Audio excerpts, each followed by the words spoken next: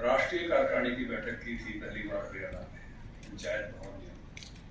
उस समय भी मीडिया ने और उस समय अच्छा, और लोगों ने भी उसको सफल बनाने में, तो कोई भी हमको जब अच्छा बड़ा सा कार्यक्रम करना होता है और एक पॉजिटिव ऊर्जा के साथ करना होता है तो विशाल इसके लिए प्रमुख शहर है। हमारी प्रदेश कार्यकारिणी बैठक भी दिवाली से पहले वाली हिसार में थी, इसी परिसर में थी। और आज हमने यहाँ 4 लोकसभा क्षेत्रों के 1620 हमारे शक्ति केंद्र हैं। हर 5 बूथ पर हमने एक शक्ति केंद्र बनाया है, उसका एक प्रमुख बनाया है, उसके सह प्रमुख भी बने हैं, उनके प्रमुखों को यहाँ बुलाया है। ये जो संख्या हमारी 129 हमारे मंडल हैं और ये 10 जिलों में पड़ते हैं। इन सबको आज यहाँ आमंत्रित किया, जिसमें मंडल के अध्यक्ष भी हैं, मंडल के प्रभारी भी हैं, हमारे प्रदेश कार्यकारिणी में से एक सदस्य मंडल का पालक होता है वो भी हैं, और उससे ऊपर जो प्रदेश कार्यकारिणी के माननीय सदस्य इस इलाके के विधायक जो इस 4 लोकसभा में हैं, यहाँ के 4 सांसद, इस क्षेत्र में रहने वाले राज्यसभा के सांसद और हमारे जो सीनियर लीडर हैं पार्टी के कोर ग्रुप में हैं, रामलाल जी, नबी मंजू जी, वो सब भी आज के इस कार्यक्रम में उपस्थित हैं। माननीय मुख्यमंत्री जी आज दोपहर तक उपस्थित थे, उनका अपना उद्बोधन हुआ सरकार की योजनाओं को लेकर, और सुबह से ही हमारे प्रभारी आदरणीय विप्लव देव जी हमारे बीच में हैं और शाम की चाय तक हमारे बीच में रहेंगे। उनका उद्बोधन आखिर में समारोह के रूप में होने वाला है। बीच में एक उद्बोधन हमारे राष्ट्रीय सचिव अरविंद मेनन जी आए हैं, उनका हुआ है। हमारी पार्टी आजकल अपना सारा काम डिजिटली कर रही है। पार्टी का एक पोर्टल बना है, सरल पोर्टल, और उस पर बात करने के लिए केंद्र से ही हमारे एक इसके एक्सपर्ट अनिरुद्ध जी वो एक विषय अभी भोजन के बाद रखने वाले हैं।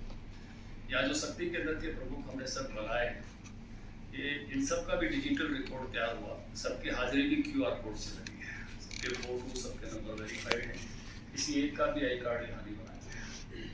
ये हमारे लिए एक प्रयोग भी है, क्योंकि हम संगठन को देश से प्रदेश, प्रदेश से जिला, जिला से मंडल, मंडल से शक्ति केंद्र से बूथ और बूथ से पन्ना, यहाँ तक 6 अप्रैल तक हमने इसको ले जाने का लक्ष्य रखा हुआ है।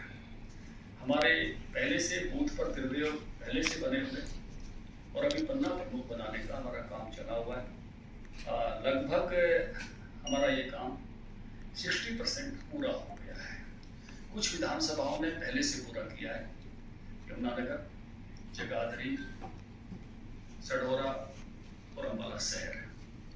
इन्होंने अपने काम को पूरा करके अपनी कार्यशालाएं भी संपन्न कर ली हैं, क्योंकि जो भी पन्ना प्रमुख बनेंगे 3500 के आसपास होते हैं मोटे तौर पर, कहीं थोड़े ज़्यादा कहीं कम हो सकते हैं, बूथों की संख्या के हिसाब से, वोटर लिस्ट के पन्नों के हिसाब से।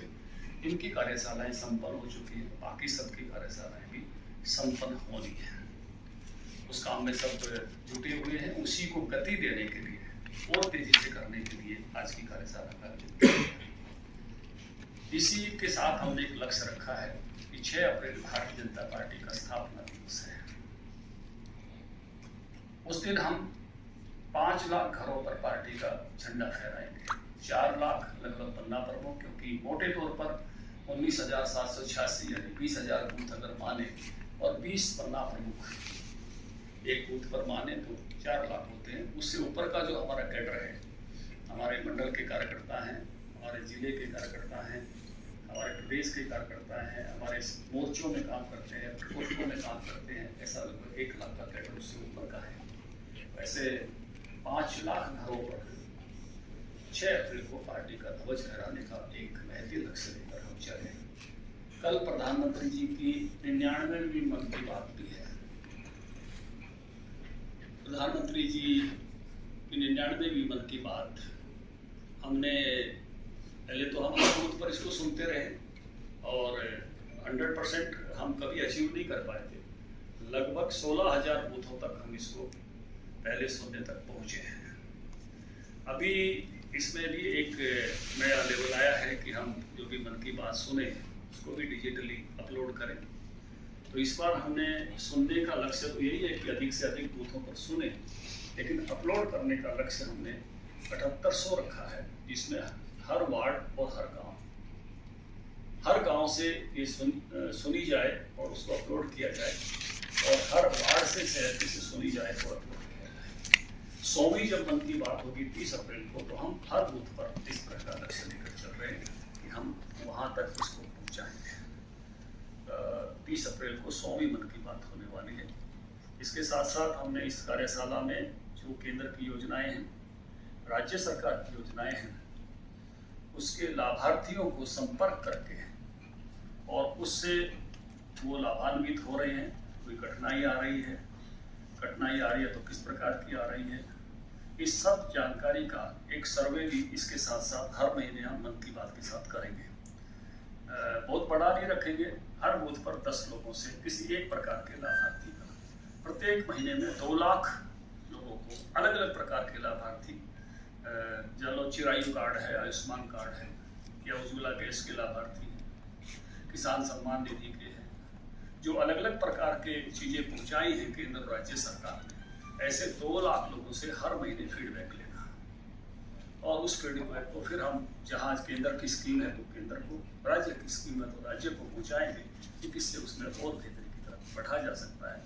इसी कार्यक्रम के निमित्त, इसी को एक तरह से स्वरूप देने के लिए आज का हमारा ये शक्ति केंद्र संगम है, जिसमें सब पार्टी के दिग्गज जुटे हैं और पार्टी का शक्ति केंद्र तक का कैडर इसमें जुटा है।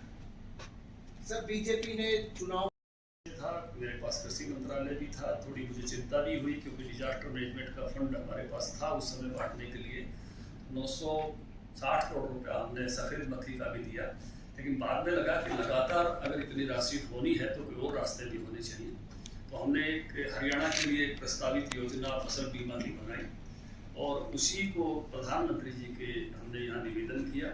आज मुझे प्रशंसा करनी पड़ेगी, अरुण जेटली जी आप यहाँ नहीं हैं इस धरती पर, उन्होंने मुझे बुलाया, उन्होंने कहा कि इस विषय पर अब आप बात नहीं करेंगे, हम इसको पूरे देश में लागू कर रहे हैं। और फसल बीमा योजना लागू हुई और आज जो डिजास्टर मैनेजमेंट का फंड है और फसल बीमा दोनों मिलाकर 8800 करोड़ से अधिक लगभग मुआवजा मिल चुका है। 1100 करोड़ रुपया औसत सालाना पड़ता है, जबकि इससे पहले की 10 साल की सरकार ने 1 साल के इसके उससे भी कम था, 1100 करोड़ से भी। तो मतलब एक मुझे ये बात कहने में मेरी कई भाषण या फोटो बहुत वायरल हुए, इसमें से एक रेवाड़ी का भाषण था कि ओले पड़ेंगे तो सरकार के खजाने पर पड़ेंगे, लेकिन अब मैं कह सकता हूं कि सरकार उस बात को बड़ी संजीदगी से लेती है। स्पेशल गिरदावरी हो रही है, आज सबका कंसर्न था, यहाँ कार्यकर्ताओं का भी और नेताओं का भी, तो उस नाते से किसानों को चिंता नहीं करनी चाहिए। मतलब बीमा कंपनियों को भी पूरी संजीदगी के साथ लगाया है और जो है डिजास्टर मैनेजमेंट जिनका बीमा नहीं है उनको डिजास्टर मैनेजमेंट के फंड से भी वो 15,000 हो गया 12 का भी, तो सबको कंपनसेट सरकार करने के लिए पूरी तरह से तत्पर है। मैं एक निवेदन आपके माध्यम से जरूर करना चाहूँगा कि जिनको डिजास्टर मैनेजमेंट से मिलना है वो पटवारियों के माध्यम से अपना सर्वेक्षण जो है जरूर हो जाए, वो उनका वो चढ़ जाए पोर्टल पर भी, क्षतिपूर्ति वाले पर, और सरकार उस बात की गौर कर ले, क्योंकि जिनका चढ़ता है उनको मिलता है। और दूसरा मैं निवेदन करूंगा कि बीमा कंपनियों के सर्वेयर भी बुलाकर किसान भाई डीडी एग्रीकल्चर के माध्यम से अपना उस प्रकार का सर्वे कराएं जिससे उनकी क्षतिपूर्ति जैसा नुकसान हुआ है उस मात्रा में हो सके। सर, राहुल गांधी की लोकसभा सदस्यता को रद्द कर दिया गया। कांग्रेस पार्टी कह रही है कि लोकसभा सदस्यता को रद्द करके राहुल गांधी की आवाज को दबाया नहीं जा सकता। मैं ये कहना चाहूंगा कि एक तो इस विषय में इसको पूर्णता के साथ देखना चाहिए। आजम खान, उनके बेटे विक्रम सैनी, हमारे यहाँ भी कालका की विधायक की सदस्यता चली गई थी, सुप्रीम कोर्ट हाई कोर्ट ने उनको राहत दी तो फिर बहाल हुई, आपको पता है पत्र उनका निकल गया था। अब ये भारत में विधान बना है और इस विधान को 2 साल का होने में राहुल गांधी जी का भी बड़ा योगदान है। जब मनमोहन सिंह जी इसको 6 साल कर रहे थे तो राहुल गांधी जी ने कागज फाड़ा था, तब उनको ध्यान में नहीं होगा कि ये बात कहीं कभी जीवन में उन पर भी आ जाएगी। उन्होंने 2019 में कोलार में जो भाषण दिया, क्योंकि भारत की जो सामाजिक व्यवस्था है उसमें सरनेम बहुत महत्वपूर्ण है, उसमें सामाजिक समूह बहुत महत्वपूर्ण है, और किसी सारे को अगर आप किसी व्यक्ति को कहने के लिए किसी सारे को आप आरोपित करते हो या गलत कहते हो तो उसका बुरा माना जाता है। इसलिए उनको मौका भी दिया न्यायालय ने बार बार कि भाई आप माफ़ी मांग लीजिए, आप महसूस कर लीजिए, आप खेद व्यक्त कर लीजिए, लेकिन उनके अहंकार में उनको माफ़ी नहीं मांगनी थी। अभी भी जो कैम्ब्रिज में वो जाके बोले, सब देश का बहुत बड़ा समूह ऐसा मानता है कि उन्होंने गलत किया है, लेकिन उनका अहंकार उनको माफ़ी नहीं मांगने दे रहा। तो मुझे लगता है कि ये जो निर्णय है संसद से, ये तो केवल कारण का परिणाम है। उनको सजा हुई 2 साल की तो ये हुआ है, नहीं होती तो नहीं होता, इसमें तो किसी की भूमिका नहीं है। लेकिन ये जरूर लक्षित होता है कि भिन्न भिन्न बातों पर, देखो नेताओं से गलतियां हो जाती हैं, बहुत बार शब्द ऐसे निकल जाते हैं, लेकिन उनकी संजीदगी इसी में रहती है कि तुरंत समाज के किसी वर्ग को ठेस पहुंची है तो वो तुरंत महसूस करते हैं। और कई बार तो उनके शब्द ठीक होने के बाद भी अगर कोई महसूस कर जाता है तो भी महसूस करते हैं कि किसी को गलतफहमी मेरे शब्दों से हुई है, तो मैं इसके लिए क्षमा प्रार्थी हूँ। इससे व्यक्ति बड़ा बनता है, वो बहुत बड़े नेता हैं देश के, बहुत बड़े जाने माने परिवार से आते हैं, इससे कद घटता नहीं, इससे उनका बढ़ने वाला था, लेकिन उनकी ईगो ने, उनकी एरोगेंसी ने चीजों को यहाँ तक पहुंचा दिया। भारतीय कांग्रेस पार्टी इसलिए बहुत ज्यादा उम्मीदें इस बार अपने लिए लगा रही है कि उन्हें लगता है कि 10 साल के राज के बाद एंटी इनकमेंसी का सामना बीजेपी और जेजेपी को करना है। देखिए पवन खेड़ा जी वाले पर वो 15 मिनट में कोर्ट पहुंचते हैं, और यहाँ जो है 24 घंटे बीतने पर भी नहीं जाते। क्यों नहीं कांग्रेस की जाती हाई कोर्ट में, दरवाजा खटखटाती, उनको स्टे मिल जाता तो उनकी सदस्यता भी नहीं जाती। धनखड़ साहब, सरपंच आज भी विरोध कर रहे हैं, टेंडरिंग का मुद्दा काफी अभी भी चल रहा है, कुछ कहना चाहेंगे? देखिए मुझे इस पर जो ये 20 लाख रुपए सरपंच खुद खर्च करें, ये पंचायत मंत्री के नाते मेरा ही निर्णय था। मेरे से पहले कांग्रेस पार्टी 5 लाख रुपए व्यय करने का अधिकार उनको देती थी। हमने पढ़ी लिखी पंचायत बनाई और उनको 20 लाख रुपए खुद खर्च करने का अधिकार। लेकिन उसमें भी मैं आपको बताना चाहता हूँ कि खुद का मतलब ये नहीं था कि वो सारी चीज़ों के रेट वो तय करते थे। रेट डिप्टी कमिश्नर की कमेटी तय करती थी कि मिट्टी किस भाव लेनी है, अगर गिरनी है तो ईंट का क्या भाव रहेगा, सीमेंट का क्या भाव रहेगा, लेबर के क्या पैसे देने हैं। केवल सरपंच को व्यक्ति चुनने का हक था कि वो काम किसको देते हैं। एंटी इनकमेंसी वाले पे आगे बढ़ते चले जाइए, जिसने सवाल किया है इस पर। तो अभी क्या हुआ है कि हर क्षेत्र में पहले टेंडरिंग शुरू हुई, और टेंडरिंग के बाद फिर उसको फैसलेस करने के लिए ई टेंडरिंग शुरू हो गई। अब हर डिपार्टमेंट ई टेंडरिंग है, तो उसी में से सरकार का एक इस प्रकार का निर्णय आया कि ई टेंडरिंग करें। पावर तो 25 लाख की है, केवल इतना ही किया कि उसको ई टेंडरिंग से देंगे तो उसमें से ये हो सकता है कि 10 लाख का जो कोई काम था 9.5 में करने वाला आ जाए, और पंचायत के पास और 50 रुपये शायद बच जाए। लेकिन जब चेंजेज आते हैं, देखिए चेंजेज हर क्षेत्र में आते हैं। आपका भी मुझे ये समय याद है मीडिया का कि पत्रकार खबर लिखता था, फोटोग्राफर से फोटो लेते थे, चंडीगढ़ की बस में दे के आया करते। फिर मुझे वो समय याद है जब तार घर में बैठे होते थे। फिर मुझे याद है जब फैक्स आए, जिला केंद्रों पर फैक्स दिए गए, हमारे कई साथी जो है वो दुखी थे कि उससे निचले स्थानों पर फैक्स नहीं मिले। मुझे ये कहने में भी कोई अतिशयोक्ति नहीं है, चरखी दादरी जिला बनाने की मांग, जागरण का फैक्स जो है दादरी में नहीं मिला था, उसके कारण से शुरू हुई। सुरेश जी ने कहा कि भिवानी फैक्स मिल गया, सुरेश गर्ग जी हमारे पूरे सीनियर पत्रकार हैं, तो मैंने कहा अपन अपना जिला बना लेते हैं कि जिले में दे रहे हैं। तो वहाँ से हमने शुरू किया। आज सौभाग्य से दादरी चरखी दादरी जिला है, मैं उस कमेटी का चेयरमैन था, मुझे वो मौका मिला चरखी दादरी को जिला घोषित करवाने का। तो आज हम मेल से आगे आके लाइव पर आ गए हैं, डायरेक्ट आप भेजते हो। तो देखिए हर क्षेत्र में बदलाव आता है, लेकिन बदलाव जब भी आता है तो बदलाव के जब कंप्यूटर आए थे तब भी बहुत सारी बातें हुई थी। बदलाव और जो पुरानी स्थिति है इसके संतुलन के साथ आगे बढ़ना पड़ता है। उसलिए सरकार ने थोड़ा लचीलापन दिखाते हुए 2 से 5 किया है। मुझे लगता है संवाद और वार्ता जारी रखनी चाहिए, और सबको अपनी अपनी बात कहने का हर वर्ग को हक होता है। इसलिए मैं किसी भी बात को कहने के हक से कभी वंचित करने का मैं हकदार नहीं रहा, लेकिन सरकार को हर विषय का संतुलन देखना होता है, ये सरकार का भी हक। सर, हरियाणा के एकमात्र दूरदर्शन केंद्र हिसार को जो स्थानांतरित किया गया, उसके आपकी सरकार का अब जो लगातार आंदोलन चल रहा है, उस पर क्या? हमारे सांसद जी बहुत जोर से उस विषय के लिए लगे हैं, और मैं इनके जो है उनके प्रयासों की सराहना करता हूँ। निश्चित रूप से जो एक हमारी पहचान था, ये मैंने भी कई बार यहाँ से रिकॉर्डिंग कराई। चुनाव के समय मौका मिलता था, 15-15 मिनट रिकॉर्डिंग के स्लॉट मिलते थे हर पार्टी को, तो ये ऐतिहासिक उस तरह की बात है। निश्चित रूप से मुझे लगता है कि सांसद जी लगे हैं ब्रजेंद्र जी, तो इस विषय में जरूर कोई ना कोई जो है उसमें निर्णय अपने पक्ष में करा पाएंगे। कांग्रेस पार्टी को जिस एंटी इनकम्बेंसी की उम्मीद फायदे के रूप में दिख रही है, आपको कुछ ऐसा हरियाणा में दिख रहा है? देखिए, भारतीय जनता पार्टी जो है वो इनकम्बेंसी एंटी के बजाय इनकम्बेंसी पर काम करती है। 27 साल बाद भी अगले 5 साल का जनादेश सीटें बढ़ाकर हमने गुजरात में लिया है। हम बेहतरी के लिए काम करते हैं, नीचे तक काम करते हैं। वो जो समय था, मध्य प्रदेश में अनेक वर्षों से हमारी सरकार है, फिर से आने वाली है। इसलिए भारतीय जनता पार्टी का जो काम करने का तरीका है और सरकारों का जो काम करने का तरीका है, क्योंकि अब वक्त वो नहीं है हम केवल ये कहें हमने ये किया ये किया ये किया। अब तो हम सभा में पूछते हैं, कोई घर ऐसा है क्या जिसके घर में रसोई गैस नहीं है? सभा में पूछते हैं, डिलीवरी देते हैं, होम डिलीवरी देते हैं।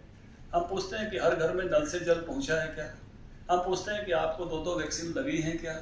ये अब नया युग है जिसमें होम डिलीवरी तक सरकार की सुविधाएं पहुंचती हैं।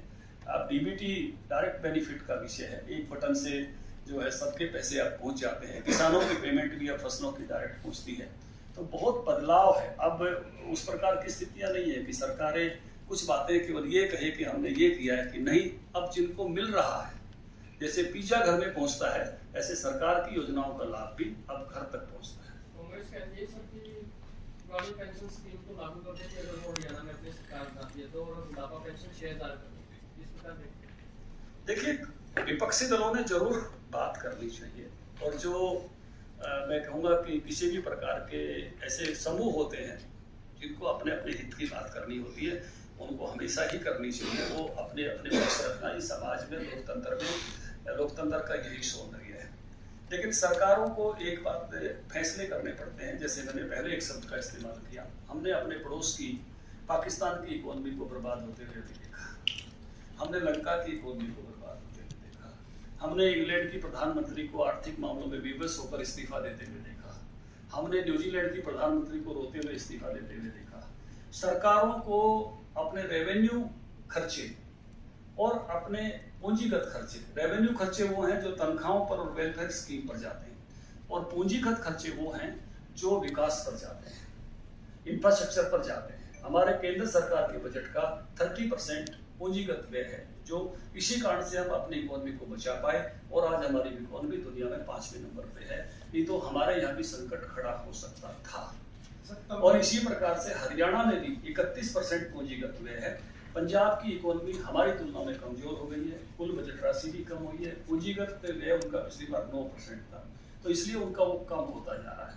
इसलिए दोनों चीजों में देखिए, सबको मिलना चाहिए, इसमें कोई आपत्ति नहीं है, लेकिन संतुलन कि हम वर्तमान भी देखें और भविष्य भी देखें। क्योंकि ये कहते हैं जब उपभोक्ता को, कंज्यूमर को डायरेक्ट पैसा मिलता है तो 3 बार घूमता है। अर्थशास्त्री ज्यादा बताएंगे।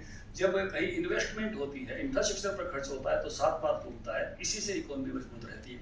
हमसे ऊपर के 4 देशों की अर्थव्यवस्थाओं में ग्रोथ रेट 1.5 से 2% है। हमारी अर्थव्यवस्था की ग्रोथ रेट सौभाग्य से 6% है। और अभी इसी प्रकार से अगर हम चलते रहे, वो उसी प्रकार से चलते रहे, तो 5वें से 4थे पायदान पर आ सकते हैं, जापान को भी पीछे छोड़ सकते हैं। तो हमने दोनों चित्र देखने पड़ेंगे कि लोगों को लाभ भी मिले, जरूर मिले, और लेकिन देश की यानी मैक्रो इकोनॉमी भी मजबूत रहे और लोगों की माइक्रो इकोनॉमी भी मजबूत रहे। सर, तलवंडी राणा के जो लोग हैं लगभग 50 दिन के करीब उनको धरने पर बैठा हुआ हो गया है, लेकिन उनके रास्ते को लेकर आज भी शायद मुख्यमंत्री से मिलना भी था उनको, उसको लेकर रास्ते का कोई हल निकला है सर अभी तक? मुझे व्यक्तिगत रूप से जानकारी नहीं है। मैं जरूर, हमारे कई मंत्रीगण अभी हैं और जो भी कोई उनके समाधान की बात हो मैं उसमें मदद करूँ। भाजपा के कुछ कार्यकर्ता नाराज है कि उनके काम नहीं हो रहे हैं। आज भी ये मुद्दा सीएम साहब के सामने उठाया है। उनका कहना है कि अब मुख्यमंत्री जी ने आज घोषित रूप से कल से बरसों से कि सबसे ज्यादा समय अब जनता को देना है। कार्यकर्ता अगर जनता की बात को लेकर आए तो उसको देना है। यहाँ भी उन्होंने हाउस में कहा है और आज हिसार के अधिकारियों को भी कहा है। आज के अमर उजाला में भी बड़ी खबर है, उन्होंने प्रदेश भर के डिप्टी कमिश्नर्स की मीटिंग में भी ये कहा है। विधानसभा और लोकसभा के चुनाव क्या एक साथ कराने जा रहे हैं? ये निर्णय तो केंद्र सरकार का होगा उसमें तो निर्णय प्रदेश सरकार या प्रदेश संगठन नहीं कर रहा है, लेकिन हम अच्छी तरह से तैयारी में हैं। संगठन पूरी तरह से, मैं कहूँगा कि कांग्रेस का संगठन तो अभी प्रदेश का ही नहीं बना है, क्योंकि एक अध्यक्ष को तो उन्होंने लठिया के उतारा था और दूसरा अध्यक्ष को उन्होंने कार्यकारिणी नहीं बनाने दी। तीसरे अध्यक्ष भी अभी 3-4 बार घोषणा कर चुके हैं अभी आएगी अभी आएगी अभी आएगी, लेकिन वो आ नहीं रही है। वो जब प्रदेश में नहीं है और हम तन्ने तन्ने तक पहुंच रहे हैं, तो मुझे लगता नहीं कि जो हमारे सामने हैं उनकी तैयारी तो कुछ उस प्रकार की लगती नहीं है। वो केवल कुछ नैरेटिव और कुछ आंदोलनों पर आगे बढ़ने की कोशिश कर रहे हैं, लेकिन भारतीय जनता पार्टी संगठन के सामर्थ्य और सरकार की उपलब्धियों पर आगे बढ़ेगी। धन्यवाद।